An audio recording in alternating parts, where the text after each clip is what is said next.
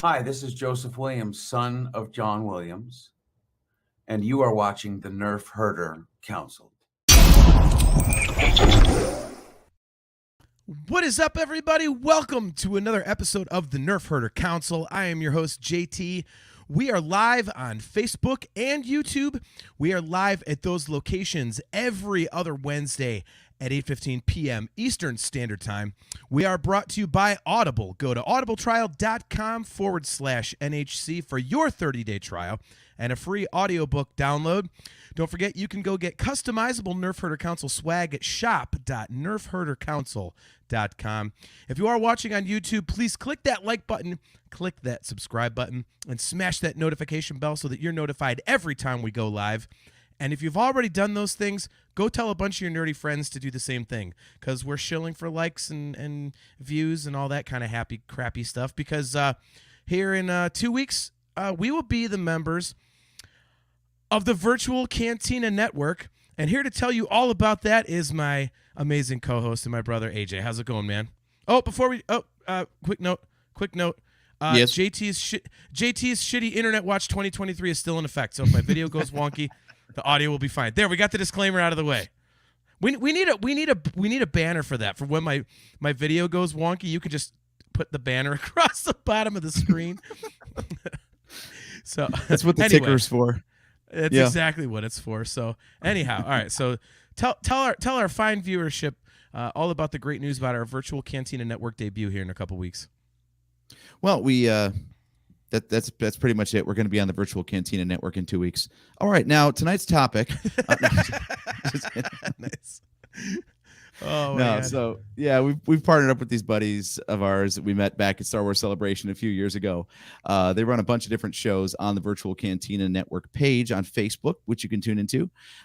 They have a great watch along called Rebels Revisited on Monday nights. They've got a show called Daughters of the Force that is also, I believe that's Thursdays, maybe, or is that the show that's alternating with us on Wednesdays? There, JT.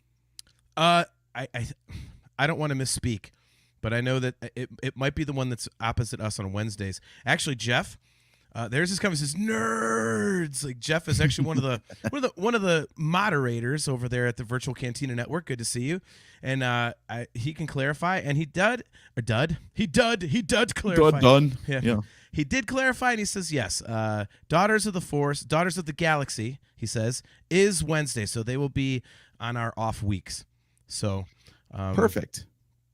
Yeah. So, one slight adjustment that we will be making to our timetable is we're not padding 15 minutes into our start time for our late asses anymore. So, starting in 2 weeks, we will be live at 8 p.m., not at 8:15 p.m., because that's the schedule that punctual people work on, like those that are already on the Virtual Cantina Network. So, I blame Steve for that start time. That was always I can't do 8, I can do 8:15. That is true. And then we got lazy and we rushed for 8:15 at this point anyway, because we're lazy too. Right. Oh my god. Pat it in. Oh my god. Yeah. So that's going to be that, and keep it to yourselves. But the night before we go live, the 8 days before we go live on the Virtual Cantina Network, one or both of us might drop in next Tuesday on a show that's going to be very similar to this one tonight. Because there will be an Ahsoka predictions show on the Virtual Cantina Network. So you might be getting a little bit of a sneak preview tonight as to what one or both of us might have to say on that show. Well, without further ado, do you want to get into Ahsoka predictions? Yeah, why don't we just dig into it, man? It's this is going to be interesting. I'm excited for the show because it's new Star Wars, but I have some trepidation about it at the same time. So that's kind of my starting point. Where is yours? Same. Anytime you're going to base a show off of Rebels, which is neither of our favorite bit of Star Wars animation, it's already on shaky footing before it's even started. Right. But it's also part of the Mandoverse, which is one of our favorite things in all Star Wars. So you mix the good with the bad, and where does it come out? I guess we'll see. Yeah. Well, I am going to try to not mention those that in Harry Potter they have he who will not be named or whatever. he who must not be named. On our show tonight, I'm gonna try and implement a rule, see if I can follow it. This is against me. They that shall not be named. You could probably call them dead horses because I beat it so freaking often. That's what she said. Yeah. So You're on fire tonight. Why am I even here? Yeah. Well, yeah. They that shall not be named. I believe I've made my feelings clear on one thing that we are confirmed to have in the new show. So we'll do without that. But yeah. You nailed it right on the head, man. Like, the trepidation comes from the fact that we are not Rebels fans. So, and honestly, I'm a little nervous to do that show with the VCN guys here next week, because, I think most of them are, if not all of them, and I'm kind of nervous to come in there right off the bat and be like, hey, thanks for adding us to the network. You guys are all wrong about Rebels. Okay, onward we go. So you're saying that an image like this might kind of trigger you a little bit? That's great for the audio listeners, dude. That's real good. Pulling up pictures on the screen like that. I know, I'm keeping it mysterious. It gives them a reason to tune in live instead of be lazy and listen for the audio download. Now that's a good tease. I do like that. The logic is solid there. This is what you're missing by not tuning in, audio listeners. Yeah, that triggers me. But they that shall not be named, I am avoiding. So I will. Jeff Caffrey says that there's so many hosts on that show next week, so this is good. So we'll get introduced to several of our fellow podcasters, and we'll see if I can not explode over they that shall not be named with a whole bunch of other people around. That's Is there a chance that I get us kicked off before we even do one episode? Oh, I'd say it's at least 50-50. Yeah. Well, you guys were on the network, but then JT had to open his mouth about they that shall not be named. And see, I can't even say it. Jeff Caffrey, such visuals, so purrgily. At least you say it right. Dude, I've been listening to Screen Crush on YouTube because they got a lot of videos about Star Wars. I don't know. They're named in the show, and yet the guy keeps calling him purrgil. If anything's going to trigger me, it's that. Like, get the damn name right. There's an idea for an episode. Favorite Star Wars mispronunciations. Damn it! And? Like, yeah. I think that's canon now. I think that's officially canon. So, yeah, Han and Leia make a great couple. Oh, Princess Leia, like, damn it, that's not it. That would be perfect for like a Mystery Science Theater 3000. Just comment on that. But yeah, so back on topic. Back on target. Yeah, I mean, I'm nervous about how much Rebels is going to be in this. Like, is it just going to be 100%? Hey, remember Rebels? Well, here it is in live action. Or, Jeff, stop it. He says everything in Star Wars has multiple pronunciations. No, it does not. Certain things are pronounced a certain way. Like Skywalker, Solo, Purrgil, lightsaber. We all know this. Let's not try and sugarcoat things, Jeff. We can call people out. It's the Falcon. It's not the Falcon. Oh man. No, I say Millennium Falcon. Well, you got it wrong then. Damn it! Now you're making me question like how I'm saying it.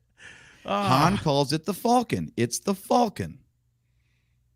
Yeah, but the Han and Han thing, between him and Lando. I mean, what I always wondered. Speaking of, and then we really got to get back on, stay on target. You know what I just thought would be awesome is that every time that Lando Calrissian calls Han Solo Han, I always thought it'd be great if Han Solo went, whatever you say, Lando.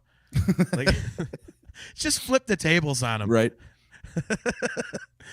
What are we having for Easter dinner there, buddy? We're having ham. Like, just do that. Pull that move on him.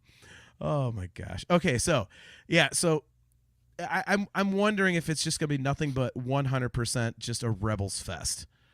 I know I there's a say lot at of the people who outset really it has enjoyed to it. be. Yeah, well, yeah. I mean, to set up, what is going on. I don't think it will be a total Rebels fest because I mean, those man. Well, let's get into that guess. Who are those Force users with the lightsabers? Let's say we're no Jedi. Oh boy. You know, like who? Like what? Who are they? Were they teased in Rebels somehow, and you and I just forgot? Are they going to be dark side users? Are they going to be gray Jedi? Are they introducing that? Like, what do you think? I think they're entirely new. And it's going to be interesting to see how they actually fold that into the lore, because the way that they're talking in the trailers, they say like, they knew Anakin during the Clone Wars, for example. So they could have shown up in Clone Wars or Rebels, but they just didn't. So it's going to be an interesting bit of plot logic to figure out like, where were they? Why didn't we see them?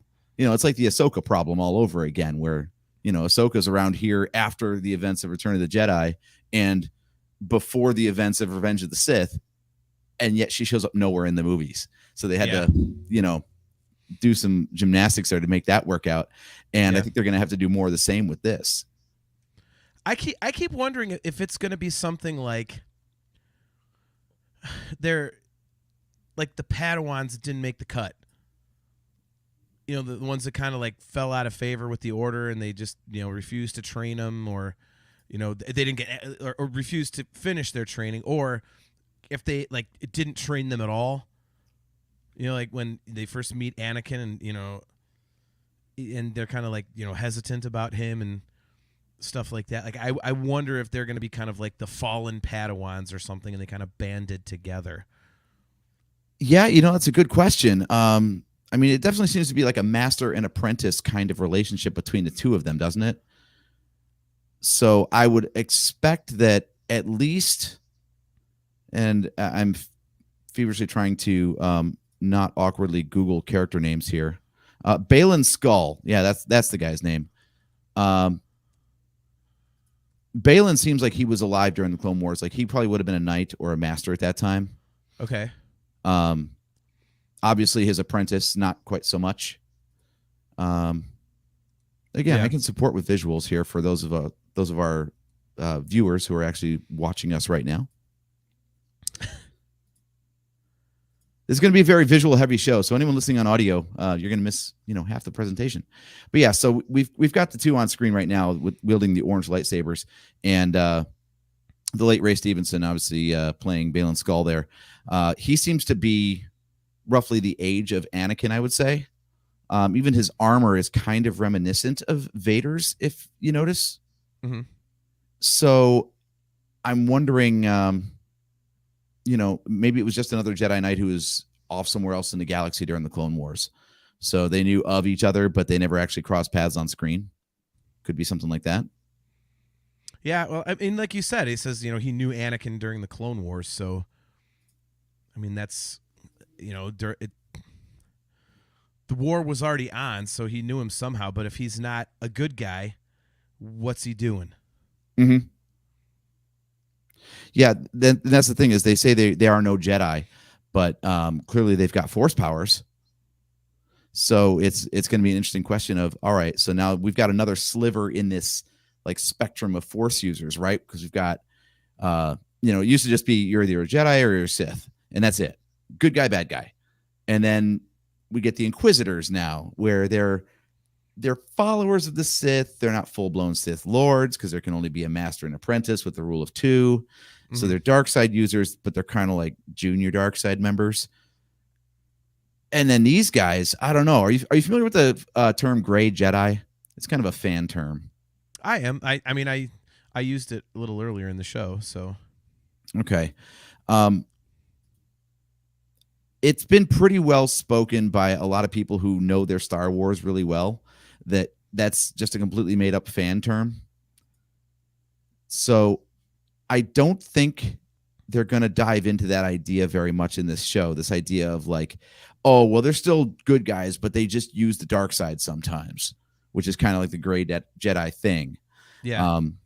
Have you ever heard Freddie Prinze Jr., the voice of Kanan Jarrus, go off on people who think that Gray Jedi is a good idea? I have. It's, for those of you who haven't, it is legendary.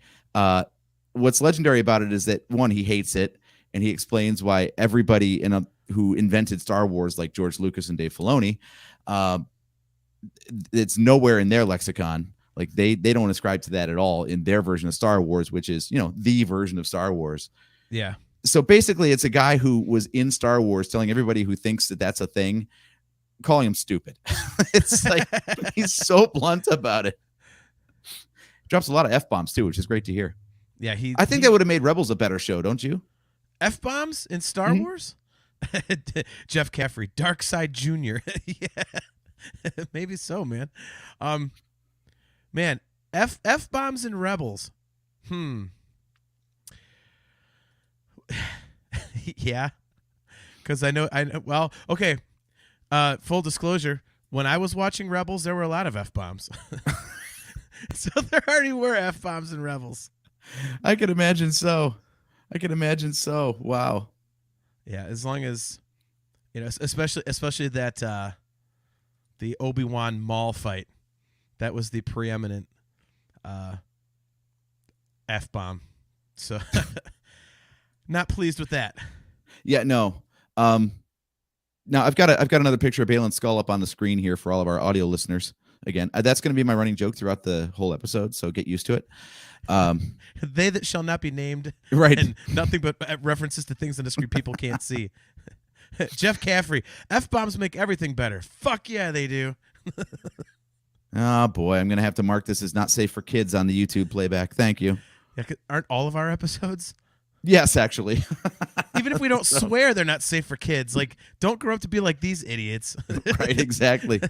This is what happens when a lifetime of Star Wars influences you. Exactly. All right, so we've got, not only, like I said, I'm demonstrating the armor where it's the fact that it is armor and he's got like shoulder pauldrons that look kind of like Vader's and stuff. But he's also got this orange lightsaber. What do you think the story is with those? So that's why I mentioned Gray Jedi.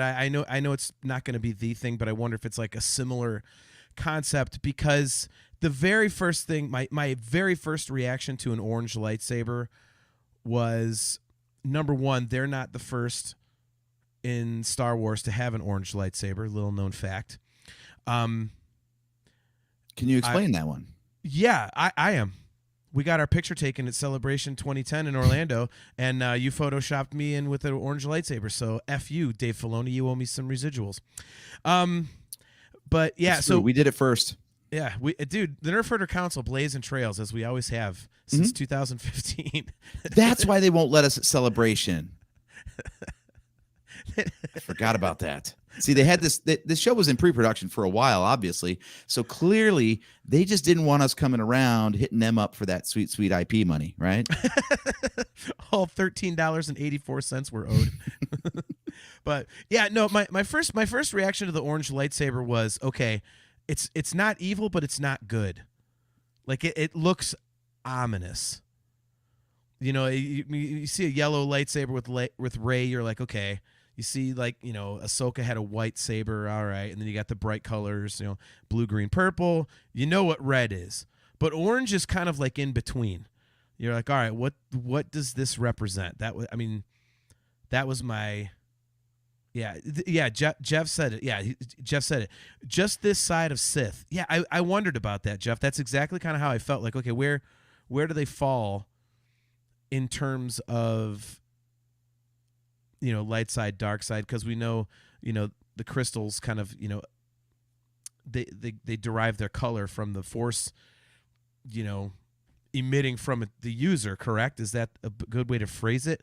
That's why you have, like, the Sith always have the red ones and stuff like that. And so yeah, they're supposed to reflect the spirit of the user, so to speak. Yeah. So the modern canon says, like, for example, the red lightsabers, no kyber crystal is red by default. It's a Sith process where they have to pour their anger and their hatred into the crystal, and it, quote, bleeds the crystal, and that's how it turns red. So Yeah, that's why people are like, what? Did they like only kind of dislike things instead of hate them outright? Is that how you get orange? That's what I was just gonna say. I They're mildly wildly annoyed. Yeah, I wildly dislike this. Do you hate it? Not really, but I mean, it really pisses me off. See, that'd be great if they're running around doing that in the show. Like they show the Emperor, let go of your anger. Well, but I'm not really per se. I would say like angry with him. You know, like I don't know, Emperor. Like he's just kind of a dick. Like, Do you hate them? No, but I don't like them. yeah, that's the whole crux of the character. They're not on my life day card list, that's for sure. Life day card list. Nice. Oh my God. All right, so AJ with more pictures on the screen that the audio. Caffrey listeners coming can't. through again. Highly annoyed Force users. Exactly. Hafu. That's it. We figured it out. We've got Jedi, we've got Sith, we've got Hafu. Highly annoyed Force users. We need to start writing this stuff down. Right, new shirt on shop.nerfherdercouncil.com. Hafu. Hafu. Yes, it sounds like Star Wars-ish. So was it the last show or the show before we came up with the Rogue One effect, and now we've got Hafu? Okay, since we've got someone from Virtual Cantina Network here in the chat with us, whoever our producer is going to be, they're the ones that need to be writing this stuff down because we never remember this crap. Wait, we have a But this producer? is gold. I didn't know we had. I didn't know we had a new Showtime. I didn't know we had. I don't know any of this crap. Hey, you Oh, dangled the producer thing in front of me. I got really excited over someone else having to run this crap. Right? Jeff said. He says now it's canon. Yes. See. Orange lightsaber is canon because of us, and Hafu is now canon because of us. Oh, that's fantastic. All right, so up here we've got Give in to your perturbance. perturbance.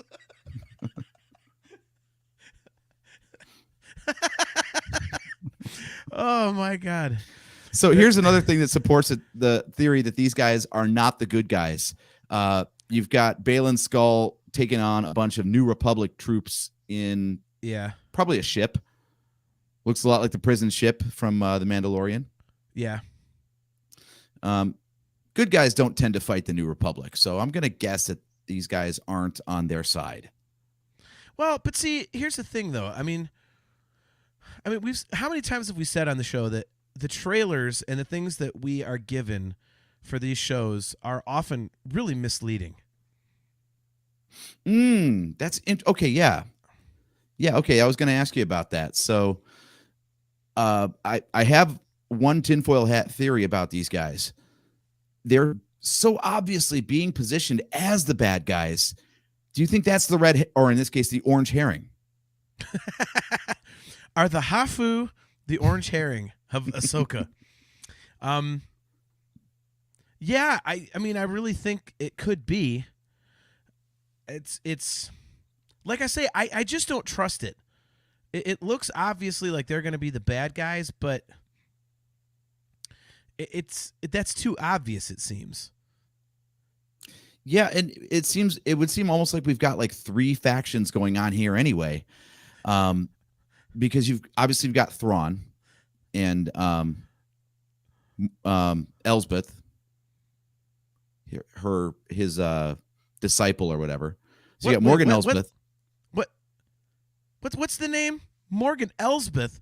They just took like an eye out of Elizabeth? Basically, yeah. Oh, come on.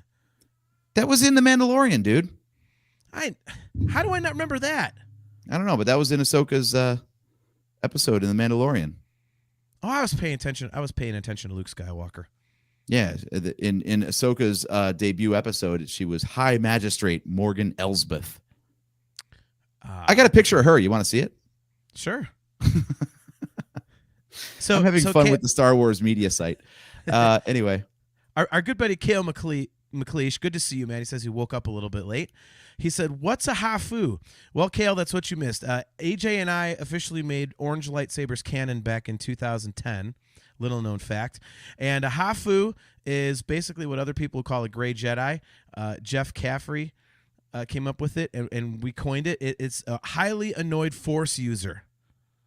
So that's what these guys with the orange lightsabers are. So you've got Sith, you've got Jedi, and you've got Hafu. We're blazing trails here on the Nerf Herder Council and the Nerf Herder Council, as I said earlier. So you're all caught up, Kale. We're basically positing what's going to happen on Ahsoka. And we've already had some really terrible ideas. That's us. The Nerf Herder Council. Another show note. We have a new show time and a new show title. We are now the Nerf Herder Council. That's really hard to say. This woman. Oh, her. Okay. Yeah. All right. I always thought she looked really cool anyway. And see, so here's another thing. This image for all of you audio listeners out there, you've got Baylan Skull and his apprentice, or maybe his daughter, who knows? Maybe his mistress. We don't know. Maybe they're a throuple. Hey. But anyway, they're sharing space on the screen, and they don't seem to be fighting each other. So at some point, these Hafu get in the same shot with Morgan Elsbeth, and they don't seem to dislike each other that much. Hafu. This is a really smart show. I can't believe it took this long for a podcast network to pick us up. I mean, this is a sort of insight that you really you can't get this anywhere else. It's like this is like one of our dumbest episodes ever. Like every time we bring up something intelligent, it's immediately followed up with something ridiculously stupid. It's like, oh my gosh, man. Yeah, exactly. So, yeah. What do you think her involvement is with Thrawn and all of this? By the way, Morgan Elsbeth, that is. I don't know. And she's not already canon, right? This is not someone who showed up in the new Thrawn trilogy. Not that I know of. I think she was invented for that episode of The Mandalorian where Ahsoka showed up. Okay. Ooh, Jeff Caffrey is going to an IMAX preview screening of Blue Beetle. Awesome, man. That's very cool. That movie actually looks pretty cool, and we're not DC guys, but wow, have a good time, man. That actually looks kind of cool. I have to admit that one looks kind of cool for me. Okay. Yeah, we might have to check that one out then. That might be a show for us. I don't know, because there's so much they could do with this, because obviously Thrawn's been out in the unknown, whatever. What is it? Are they going to call it wild space? Wherever the hell he went. I believe he went. See, these are two different things, actually. Wild space is different from the unknown regions. Well, and I know think that he went to the unknown regions. Well, wherever they that shall not be named took him. Yeah, I mean we don't know like what the heck is out there, so it's a completely blank canvas. So I'm having a hard time kind of figuring out where that would be or what would happen, especially because another thing is like where Ezra is going to play a part in all of this. True. So I mean he could be a big part of this as well, and we just haven't seen how yet. So it's so make a prediction about that, because we've got a bunch of Rebels characters here. We know that we've got basically the recreation of the epilogue scene of Rebels here in the show, where Ahsoka approaches Sabine and basically says like, hey, let's go find Ezra. How much of this show do you think is going to be the search for Ezra versus them fighting off Thrawn and Morgan Elsbeth and Baylan Skull and apprentice whose name I still have not found yet?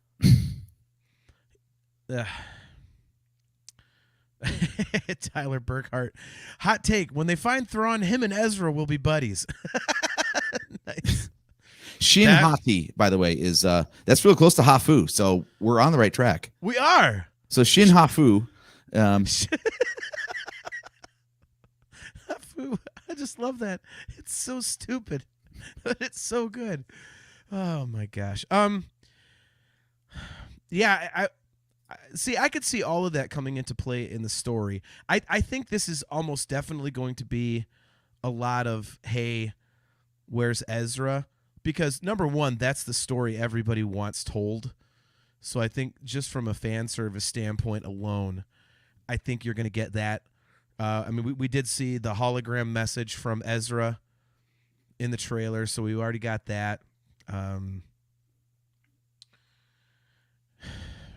But yeah, and then it's I mean, first of all, I think the Thrawn thing might be like a monkey wrench into the whole plan. Like I'm wondering if Hera and Ahsoka and Sabine and all that, if they're going looking for Ezra, but the Hafu are looking for Ezra too. So maybe they're like, okay, who's going to get to him first? Who is he? Is he going to become a Hafu or is he going to become a Jedi? Fucking Hafu. I just can't stop laughing at that. It's so damn dumb. But yeah, it's like I think that might be a thing. But then obviously the whole Thrawn thing throws a monkey wrench in the works. He comes back somehow, and somehow Thrawn returned. Ah, god damn it, we're doing that again. Oh, come on! There it is. Yes. So yeah, I that's kind of how I perceive this to go. It's the search for Ezra, and then Thrawn comes back, and all hell breaks loose, and kind of gets in the way. So okay, I can see that. And which then begs the question: like, if they find Ezra, is this then going to become more of like the Ezra show? And that kind of is the question, right? Like we had this question when Rebels came out too. Like everyone was wondering, they wanted to see, they popped every time a Clone Wars character would come in. Like when Rex showed up and when Ahsoka showed up. And Dave Filoni has been on record saying that like he had to be very careful in crafting that show, Rebels, because he didn't want to bring in, quote, legacy characters until he had established the main cast of the new show of Rebels, because he didn't want them to be overshadowed. Now, this is called Ahsoka. So you would assume that even though the main plot point here is, the search for Ezra, Ezra can't be the main focus, because otherwise what you have is Rebels 2.0 and Ahsoka's not the main character anymore. Yeah. So I wonder how they're going to balance that out to be like, okay, well, we've got all these Rebels characters in here. We've already seen Zeb in The Mandalorian. We've already gotten, in the trailer, we've gotten Hera and Sabine and Chopper. So how are they going to balance this out to make sure that it's Ahsoka's story, even though it's really Sabine who's the one who wants to go after Ezra, because they kind of had that brother-sister, basically she friend-zoned him kind of relationship. Friend-zone, nice. Yeah, I mean, that's... See, I keep trying to think of how this is tying into like the greater timeline. So that's what keeps coming to my mind is like, okay, like I'm trying to think of this, as you're doing in like the context of one show, but then I'm thinking, okay, well, but where is this all gonna go? And I keep coming back to thinking about, one of the main things that has been something that has been hinted at in multiple shows and in the movies, since Disney took over, was the resurrection of the Jedi Order, right? And everyone's wondering about it with Rey. I mean, Ahsoka was Anakin's, Padawan. So I keep wondering if the whole crux of this Ahsoka thing is to set up that, and it's just a part of the bigger story of, does she eventually somehow run into Rey, and it's like Rey and Ahsoka that kind of resurrect the Jedi under that Skywalker banner type of a thing.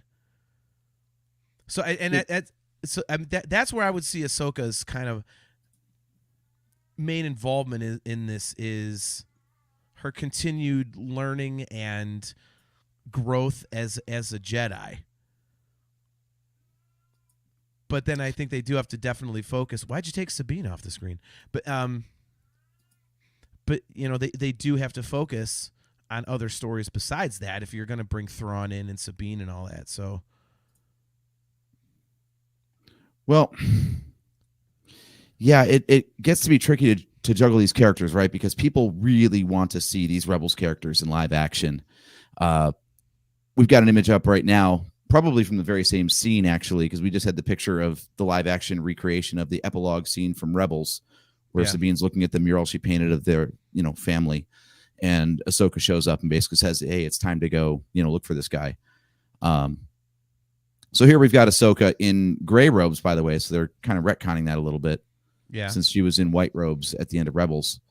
But I if it hasn't been officially confirmed, it's all but confirmed that the shots from the trailer that we're seeing that look like the epilogue of Rebels, it is the same scene. It's not, a different time that just happens to look very similar.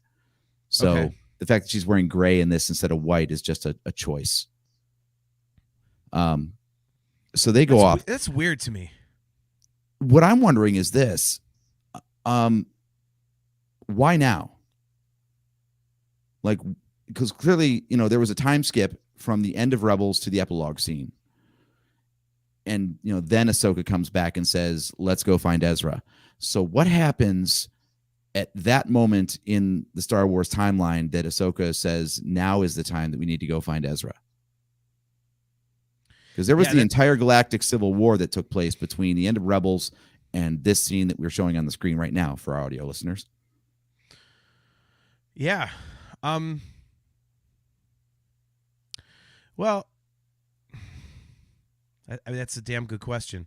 Because, if this is so this is after the Galactic Civil War? So this is like after, like, Palpatine was killed? Mm-hmm. I mean, this is going to be overly simplistic, but maybe it's just, okay, they were focusing on that fight. Now that that fight is over, now that fight is over, now let's go hunt and let's do our personal quest for Ezra. Discuss Metal Joe. I predict Sabine, and you will like it. Man, what is with you and Sabine? She's not that great, Joe. They share a last name. That's it. Well, I know that, but he's sticking up for his cousin or something. I don't know. His cousin Sabine. Joe's cousin Sabine. Joe's cousin Mary Sue. Sabine, sorry. Yeah, what other added skills is Sabine going to have in this show? Yeah. Yeah, can we segue into Sabine here then? Can we talk about her for a minute? Yeah, that's fine. All right, so it's pretty evident from the trailers and everything that she is now training not with the darksaber like she did in Rebels, but she is now training with a lightsaber. And there's references to master and apprentice between her and Ahsoka. So how do you feel about her adding, Jedi to her resume after she's already been a bounty hunter and an artist and a rebel and an Imperial weapons engineer and leader of the Mandalorians? And I probably forgot something else. Maybe she worked at Starbucks at some point. Barista. Sabine ran the barista. I don't like it much, especially if it is like, hey, she has the Force or something. Then I'll be like righteously pissed. If it's just kind of like a Finn thing where he can actually fight with the lightsaber, okay. And I'm thinking that's what it is because when she was fighting with the darksaber, the darksaber's a Mandalorian thing, so she's got experience with that sort of weapon. So, Gail McLeish, instead of Starbucks, he says, "You mean star credits?" Well played. Joe, he says, you're behind on Rebels if you think the saber is out of place. We're not behind on Rebels. We watched every episode of that crappy show. It's not that it's out of place. It's that I don't want her becoming a freaking Jedi. As AJ said, she already does everything else. It would be stupid. I mean, it's basically what doesn't she do at that point? You'd have a shorter list of things that she doesn't do, and that just gets agitating. So I would not like it. But again, if it's just saber combat skills, okay, I could see that. But right there, she's got a green saber, so obviously it's her own lightsaber. Mm-hmm. And in typical Star Wars fashion, they like to pair up like the master fighting the master and the apprentice fighting the apprentice. So the fact that she's squaring off against Shin Hafu, I'm pretty sure that means that Ahsoka has more important things to do. She's probably squaring off against Baylan Skoll at the same time, I would guess. Could be. But yeah, So me personally, this whole idea of Sabine now being a Jedi apprentice, I'm not for it because I think that character, and Joe, this is where I come from, because I don't want her to be a Jedi apprentice for the reason that she's interesting enough and has enough going on that she doesn't need to also be a Jedi. Agreed. Like it's not helping the depth of her character. She's already got plenty. Well, and I think for me, dude, to that point, it's like I've been on record many times on the show saying that my favorite part of Star Wars, is, outside of obviously Han Solo and the Millennium Falcon, is the whole Force and lightsabers thing in the Jedi. Like, I just think that's really cool. I really love the prequels for that reason. There's a bunch of Jedi running around. I love that time period. And the thing that I don't like is how they haven't really done this, but it seems like fans are pushing for it. A certain segment of the fan base to, oh, well, this person's got to be Force sensitive, and this person's got to be Force sensitive, and that person's got to be Force. It's like, no, really, they don't. So if they start taking characters that are already established and go, oh, by the way, also now they're a Force user, I'm like, just can we stop that? It takes away the luster from actually being a Jedi.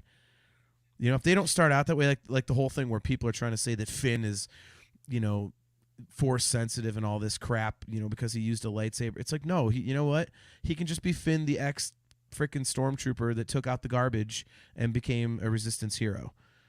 He doesn't have to be a Padawan. He doesn't have to be, Chirrut Imwe or something like that. At least with Chirrut, he was a guardian of the Wills, and they don't say he was a Jedi. No, he was just very in tune with the Force. Doesn't mean he can use the Force. So if they start doing that, that with Sabine and other people, it's just not cool. Yeah, and plus one of our favorite movies is Rogue One, and one of the coolest things about that movie is the idea that you don't have to be a Force user to be a powerful force in the universe. Like, yeah. Normal, ordinary people without special powers can also make a huge difference. Yeah. So what's her being able to wield a lightsaber or, Force push someone going to do that wasn't already as cool as watching her take down Fen Rao for leadership of Mandalore back in Rebels? Mm-hmm. Yeah, I completely agree. Joseph Friend says, you're not wrong, AJ. I think part of her character is dismissing the things other people find quote-unquote cool or quote-unquote sacred. She learned to saber so she could say, what's the big deal with this? Big deal. Yeah, I mean, she's kind of like the hipster kid, the artist and all that kind of stuff. And so to just make her, oh, well, all of a sudden now you're a Jedi. It's yeah. Do you remember that episode, by the way, JT? The one where she was trained in how to wield the Darksaber by Kanan? I do. I just rewatched that one recently. That is one of the high points of the show, I think. No, it was good. I mean, where is it at? See, some of the stuff in Rebels is cool. I mean, as much as we joke around about hating that show, it's like we don't hate it. It's just, we've said so many times, AJ, that show is half good episodes and half crap. Mm-hmm. I mean, Kale said it earlier, and I'll bring it up here. He said, honestly, though, you should probably just hope that they kind of gloss over some of the Rebels content. Yeah, that's exactly right. You don't want every episode of this show to just be like a previously on. Yeah. It needs to be its own thing for sure. Well, those damn Force Wolves I thought were stupid. I would like to do away with that.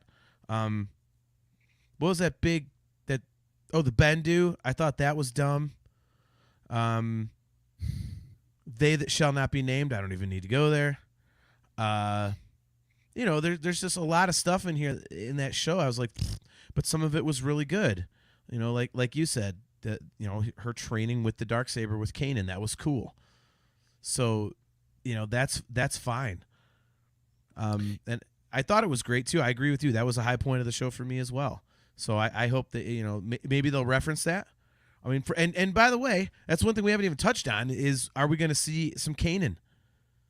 Are we going to get some Kanan Jarrus? I don't see how we can't.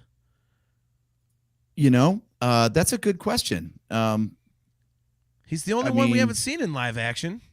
Yeah, and there's no reason he couldn't. Well, so being a Force ghost has always been reserved as this like uber Jedi skill. Like it's one of the last things you learn. Yeah. And that's why we've only seen like the biggest of the big Jedi be Force ghosts, minus Mace Windu. But that's because he's not dead. Thank you. But yeah, so we could see Kanan, but I would also fully believe like he never learned that skill. Was he powerful enough? Maybe, but he never had the training in it. He didn't really know it existed, probably. Okay, but isn't it's not something you really learn though, is it? Well, Qui-Gon was the first one to figure it out. That was at the end of Revenge of the Sith, is when Yoda was like, "Hey, by the way, Obi-Wan, you could talk to Qui-Gon now." Well, yeah, but that's the thing. To me, I thought it was like the skill that you get is learning how to commune with Jedi who have transformed into the Force. It's not being able to like make yourself appear. I mean, Qui-Gon even said it at the end of Obi-Wan. He said you weren't ready to see. So it's not, something that they have to learn. It's like, I think they just get over there and the other Force ghosts are like, "Hey, dude, check this out. You can go haunt these motherfuckers." Like, I think it's like that. Kale McLeish says, Freddie said no, in regards to Kanan. Yeah, but here's the thing about that, Kale. Freddie Prinze Jr. maybe Kanan Jarrus, but guess what? Ashley Eckstein was Ahsoka. So, and she's not anywhere near this show. So Freddie Prinze Jr. might be saying no, but the actor that plays Kanan Jarrus' Force Ghost in this will definitely tell you yes. So I just don't see how, like, if you're going to have, again, you've seen everybody else. I mean, granted, Zeb was on a different show, but you saw Zeb. You've got Ezra in a hologram message, and then we already know we got Chopper and Hera and Sabine and whatnot. So, I mean, you've got everybody else. So why wouldn't you have? Especially consider, Ahsoka, she and Kanan crossed paths in Rebels, so they're aware of each other. So who knows, maybe that's a thing there. Could be. Kale McLeish chimes in with, so part of Luke's 12 minutes of training was learning how to commune with Force ghosts. Well, at least at that point, he did see, Ben, Obi-Wan as a Force ghost, so he knew that was a possibility. It was in season 6 of the Clone Wars where Yoda first learned that was even possible by going to Dagobah, and he spoke with the disembodied voice of Qui-Gon. Mm-hmm. So even Yoda didn't know that it was possible to retain your individuality once you transform into the Force after death. That was news to him just, during the Clone Wars itself. So, yeah. And they kind of made it out like it was an old Force power that had been lost to the sands of time, basically. Like it was something that people used to do, and then it was forgotten somehow. Yeah. So, yeah, we don't know how that whole thing works, and they can write any mechanism they want. Maybe it's, like the Obi-Wan explanation where Obi-Wan wasn't ready to see Qui-Gon, and that's why Qui-Gon couldn't show up. Or maybe it's the fact that, it's a two-way street. Someone's got to be receptive, and the Force ghost they're trying to talk to needs to know how to be a Force ghost. Yeah. And I think the Luke and Obi-Wan thing is a little different because it's, Luke is. They had a very special bond because they were together in life. Yeah. Well, and also Luke is, the quote unquote the last hope. So, Obi-Wan's not going to, let's just wait until he's ready. They're going to, no, man, show yourself, asshole. We got to kill Darth Vader. Right. Like, they're not just going to drag their heels. It's like, no, man, like, let's show ourselves to this guy. So I think that one was a little different. I don't think that was a case of he needs to be ready. I think it's Ben going, hey, dude, like, he even said it, in episode 4, strike me down and I'll become more powerful than you can ever imagine. He's more powerful as becoming one with the Force than he would be in physical form. So he's continuing Luke's training. He's sending him to Dagobah, things like that, So I think that's a different thing. He was probably straight up pissed at Qui-Gon. He's like, man, I've been trying to talk to you for 12 friggin' years, and you just now show up? Yeah. After I get my ass handed to me a bunch? Come on now. Right. You're a real dick, Qui-Gon. You could have really helped before I got thrown in the fire on Kijimi. Just saying. Nice.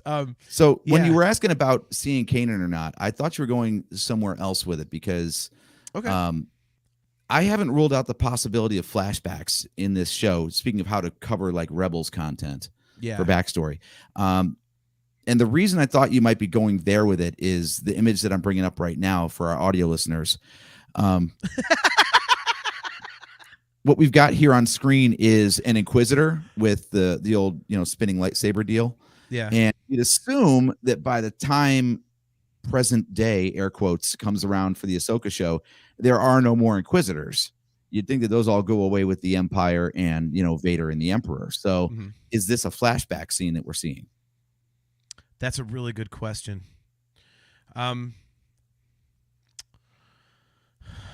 Wow.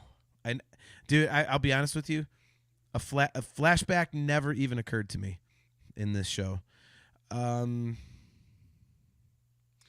Wow. The only other thing that would make sense is if maybe the Inquisitors are still around. Maybe it's just some rogue band of they're going to keep the mission alive of killing any Jedi they find. Otherwise, dude, that's really I'm gonna go with the flashback thing. I think that makes the most sense. Good call. Good call, Okay. my young Padawan. Well, putting my tinfoil hat on again, I have another idea though. Okay. There was another Screen Crush video. I watch a lot of that. Sorry, where he made a very compelling argument by way of the comic books of saying that this show might connect to the sequel trilogy and the Knights of Ren. And I'm wondering if maybe Wow. maybe this picture of the Inquisitor, maybe this is where Baylan Skoll and Shin Hafu come from, where maybe they're former Inquisitors who were, cultists of a sort. So they took off the Inquisitor garb, but they didn't really turn back. So that's how they end up being like orange lightsaber wielders. Maybe the Knights of Ren are former Inquisitors. Wow. That is one hell of a theory. Because everything that they've done in like the Mandoverse is all talking about like the early days post Return of the Jedi and the steps towards the formation of the First Order, right? We've already got the cloning stuff going on with Mandalorian and Moff Gideon and whatnot. So maybe this is another piece of that puzzle that shows how other factions and pieces of the sequel trilogy, got their start. Yeah, I mean that's possible.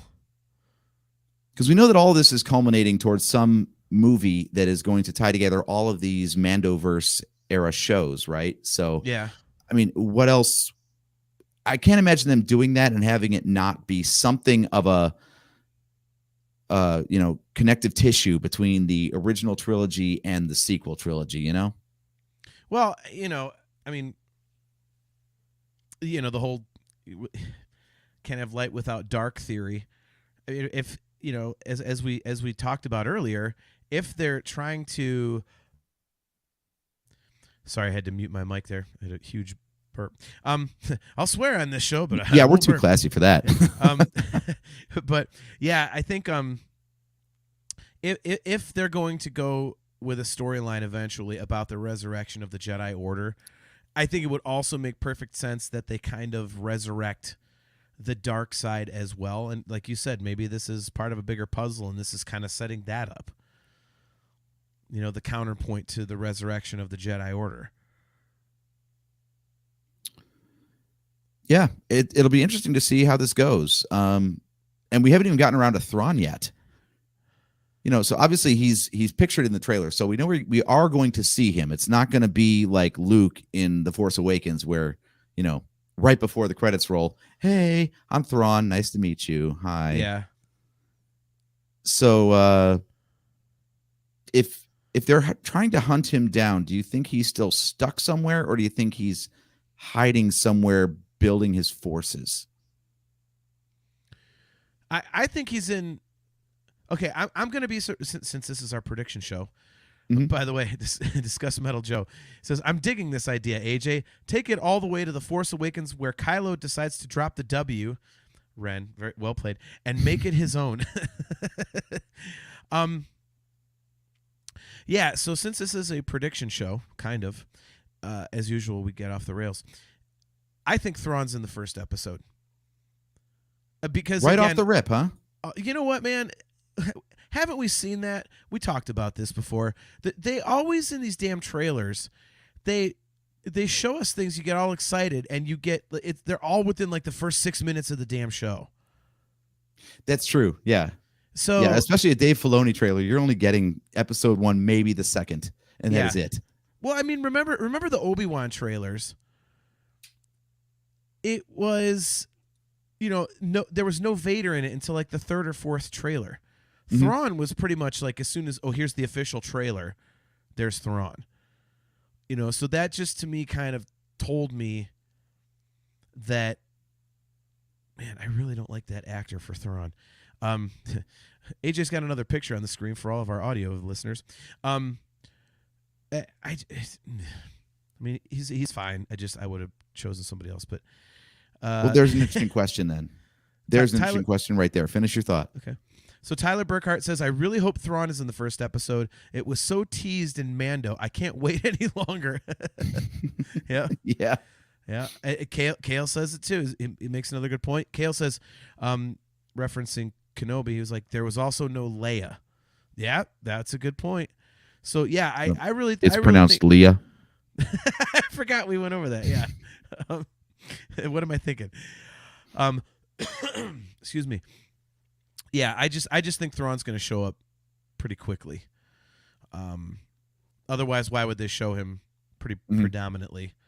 I mean, the whole damn universe is waiting for it. And if he doesn't, then they're flipping their own trailer crap on its ear, and actually not. They're not having what's in the trailer showing immediately in the show.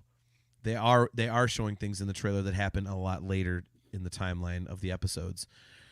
But It is interesting that the whole thing of like, let's go look for Thrawn, and then they show Thrawn in the trailer. So clearly, whether or not they find him is not one of the crucial plot points of the series. That part is a given, and now it's a question of, now that you found him, what happens? Well, maybe Thrawn found Ezra. Ooh. So maybe the Found him to be a dick. Purgled him off to unknown space. I mean, come on. Right? They that shall not be named. Yeah, maybe the search for Ezra and Thrawn are one and the same. Maybe Ezra is with Thrawn and they got to go rescue him. So maybe that's the whole thing. Well, that's one of those lines that we were talking about on our previous show when we were doing the trailer breakdown, because there was that line in The Mandalorian in Ahsoka's episode, part 6 of season 2, Mhm. where she said, to Morgan Elsbeth, "Where is Grand Admiral Thrawn?" And it's funny because, in the epilogue scene of Rebels, she says, "Let's go find Ezra." So either they're not together anymore and Ahsoka knows that, or there's a reason that they're differentiating the two, Yeah. Now we talked about the issue of recasting these roles from the voice actors, right? And you had mentioned how you don't like the look of Thrawn. Now you know why they cast this guy as Thrawn, right? He's the actual voice actor. Exactly. Yeah. So given your choice between having an actor who might not visually look like the character as you would hope he would, but be the right voice, or vice versa, like a Rosario Dawson kind of situation, which would you prefer? Oh my gosh. That's a difficult one. Wow.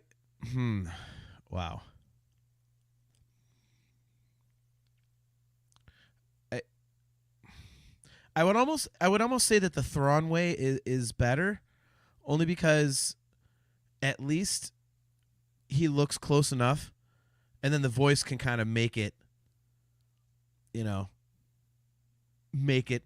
more believable. It's like, okay, that's the voice I remember. So then your brain kind of morphs what's on screen into what you expect. Whereas, the Rosario Dawson thing, it sounds different. You're like, wait a minute, that's not Ashley Eckstein. Okay, now that's really not Ashley Eckstein.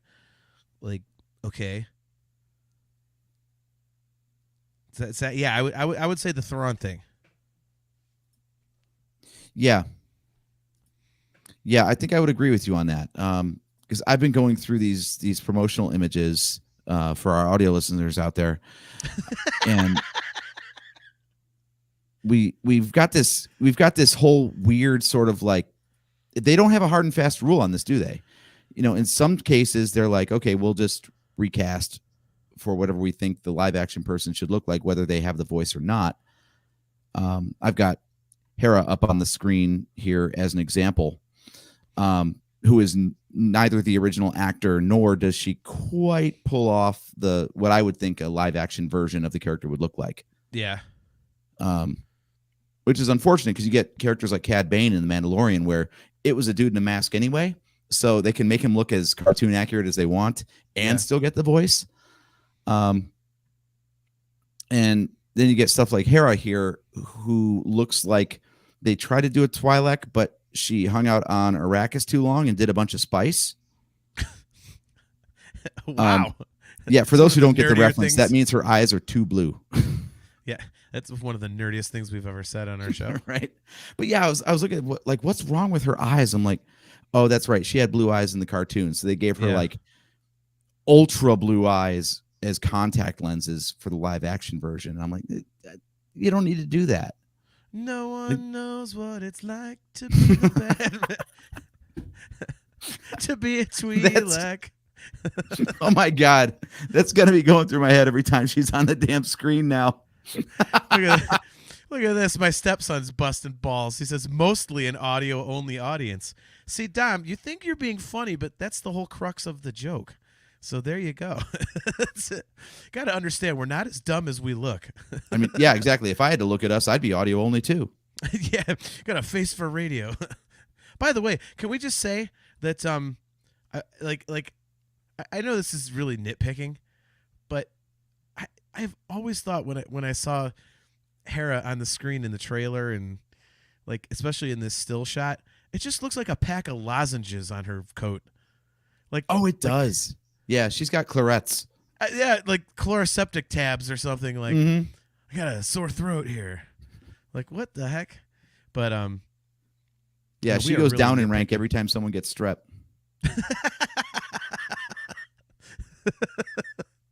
Oh my God. What's that on your shirt? The Purina logo? No, it's a patch. Oh, I like it. Oh, thanks. I'm just kidding. It's lame. Oh, I'm not gonna miss you. But yeah, I'm with you. The Hera thing is a little off-putting. You know what I think it is though, and here's what I think is my problem with the Hera they cast. The woman that they got to play her in this screenshot that you brought up solely for the benefit of our audio viewers. Yes, I called them audio viewers on purpose. When I picture Hera in Rebels, her face had kind of a gritty, like determined kind of. Is it like wizened or wizened? What is it? Wizened. Wizened. I've heard it pronounced so many ways and it confused me. But it had that kind of look, that war-weary kind of look. The Hera actress in Ahsoka looks almost like too innocent for me. You know what I mean? Like, looks younger, looks too innocent. Young for sure. Yeah. Yeah. Tyler Burkhart. I feel superior that I'm seeing these pictures. Nice. Yeah, I don't know. I mean, it's not a deal breaker by any means. I'm just kind of surprised with this show that, like, in a way, some of the look of it isn't quite as much as, quite as good as we would think. Yeah, see, doesn't that look a little more like it looks a little older? I think it just looks a little more. I hate to say intelligent, but she looks more like a leader in the cartoon. The looks on her face, whereas the one in the show kind of looks like she'd be a follower. I also Or in didn't the realize she has Ahsoka show. green eyes in the cartoon, not blue. Those are like emerald green. That's what it looks like to me. Unless it's Stupid supposed Star to be Wars blue. can't even get their own canon right. Never mind. This show's gonna suck. They can't get the eyes right. The actress for Hera's all wrong. Freaking, Thrawn just looks like a science teacher painted blue with red contacts. They that shall not be named are in the show. It's all crap. That's my prediction. It's gonna suck. F this show. Let's move on to Mando season 4, Bad Batch season 3, and then season 2 of Andor. Right. Our Ahsoka prediction, it's a wet fart. There's your soundbite, Virtual Cantina Network. You're gonna get us kicked off before me. Right. Now, here's a side-by-side for our audio viewers out there. We've got the live-action version and the cartoon version up on the screen at the same time here. So good. Okay, see, this looks better.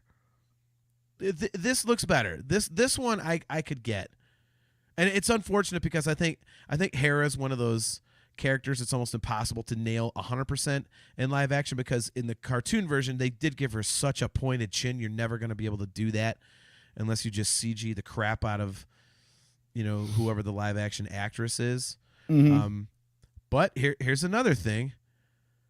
I mean, I don't know during what season of Rebels the cartoon version on the screen is, but look at the difference in the headpiece.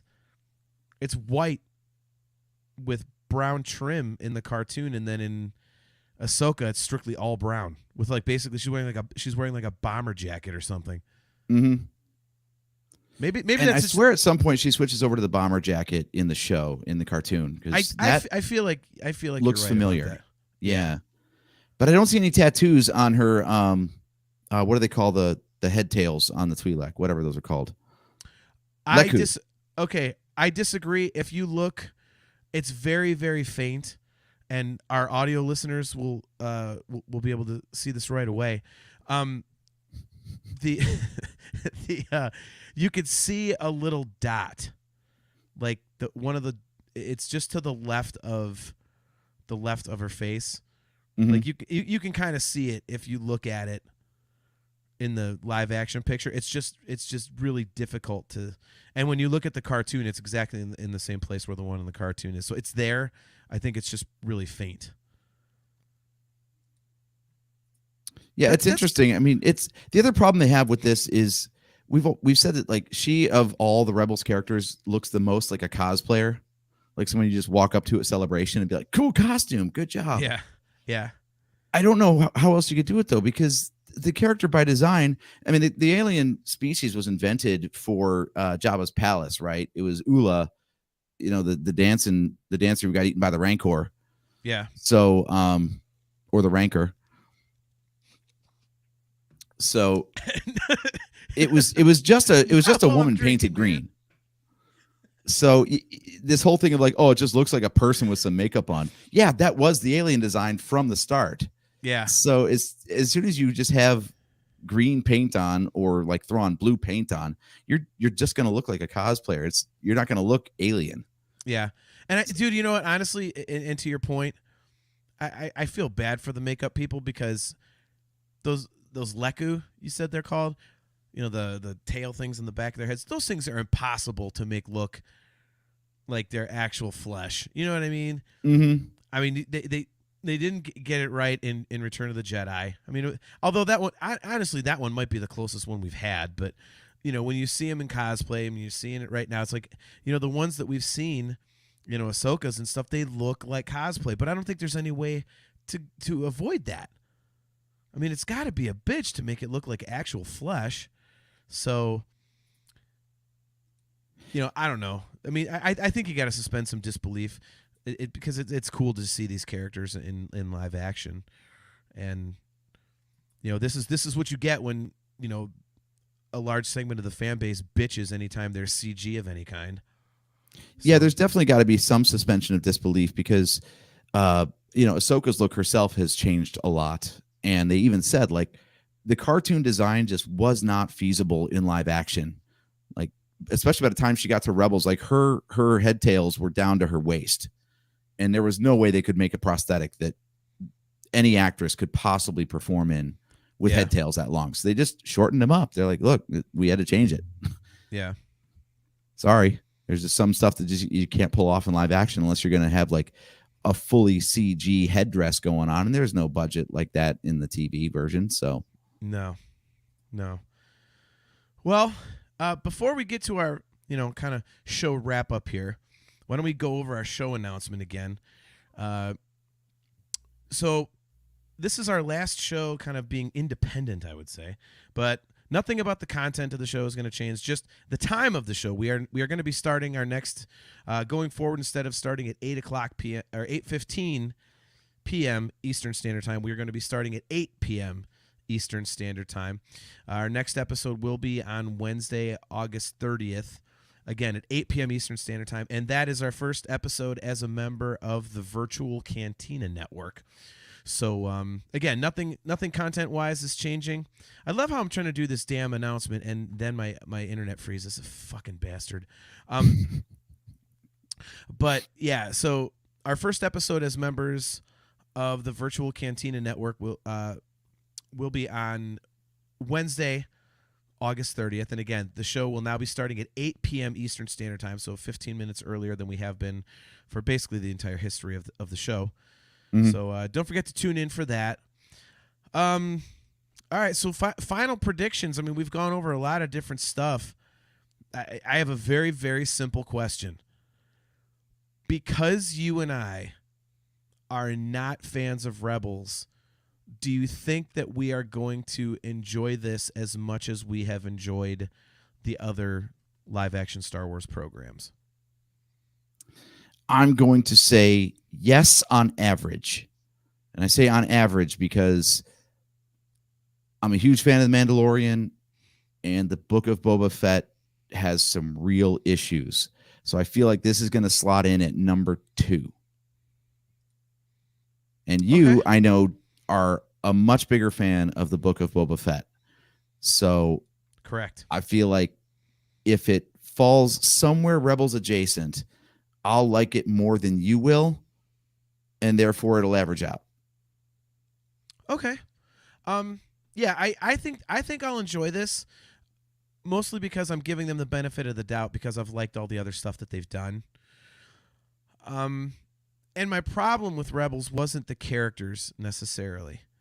I didn't have a real problem with the characters. It was just the storyline at times, and having half of the episodes be complete throwaway bullshit. And in a short, what is this? Is this another eight season thing or eight episode thing? Excuse me. I think this is 10. Okay. Well, it's 8, 10, whatever it is. They have to kind of get to the point. You would hope. So because I'm giving them the benefit of the doubt, they've got a lot of credibility built up with me because of the quality of the other stuff they've done, and I don't dislike the Rebels characters. I think I'm gonna like it.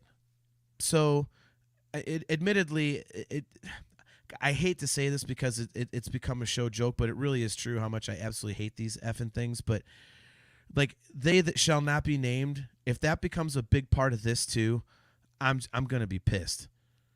I really am gonna be pissed. This had better not be some big deal, because otherwise it's just going to completely ruin it for me, because I hate that goddamn idea. So if that is, again, oh, well, here's how we're going to save everybody, or this is how somebody wins something because of those things, I'll be like, you got to be kidding me already. Well, one thing we know for a fact is that Dave Filoni is not shy about adding canon-altering elements to the lore. We got the World Between Worlds. We got purrgils, for better or worse. We got Loth Wolves. We got the Inquisitors. All these things in Rebels. So now we've got these people with orange lightsabers already shown. So do you think that there's going to be something in this show that recontextualizes the rest of the Star Wars saga for you? Recontextualizes it? Mm-hmm. I would say fleshes it out. I don't think, because see, here's the thing, dude. For me, like, it doesn't need to be recontextualized. You know, I don't need to look at it differently. I enjoy it. I'm cool with where it's going and stuff like that. So, I mean, could it? Sure, but to me, I think it'll just be fleshing it out a little bit more. You know, I don't know about recontextualizing it. I mean, I don't think that the universe as a whole. I mean, it could recontextualize like the Force, maybe there'll be some interesting new wrinkles there. But overall, no, I wouldn't think so. Okay. So yeah, for my part, I think we'll get.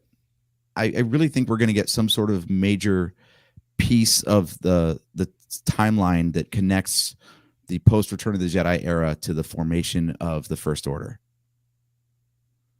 Yeah, well, and that's kind of That's kind of what I'm wondering too. Is are we going to see something obviously that ties in with something else? Or is this going to kind of be like a standalone thing and you got to wait for season 2 or something? You know what I mean? Is this going to be a recurring show like Mando? Or is this supposed to be, are they going to, you know, hopefully this one is good and then they'll kind of make up their minds. I don't know if they've already got a season 2. I haven't read anything about a season 2. Whereas, you know, with Mando, we kind of knew. It was like, yeah, there's a season 2. I mean, after the first episode or 2 was like just such a huge smash success, they were like, yeah, we're doing a second season. So I wonder if it'll be like that again. Yeah, I think that'll come down to a behind the scenes decision. You know, we've Yeah. got the writers and the actors strike going on. It's throwing off the timeline for production on everything.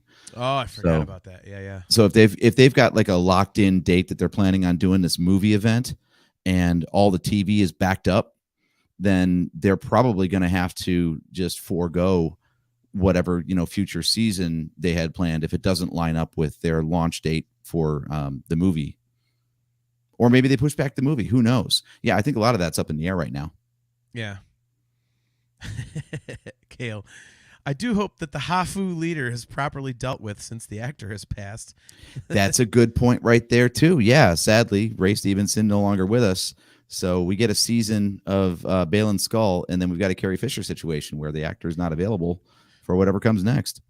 Maybe they'll just and it wasn't written that way to begin with, unless his death is actually part of the season. Maybe they'll just do a reverse Rise of Skywalker.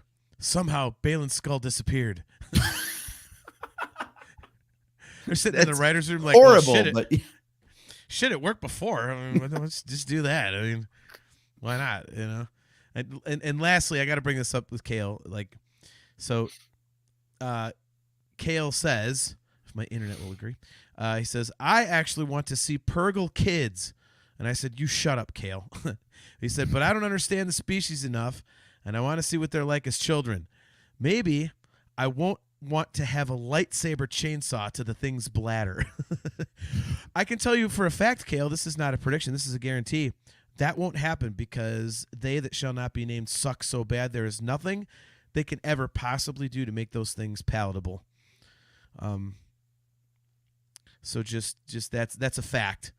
And as someone who put the orange lightsaber into canon back in 2010, you can take that to the bank.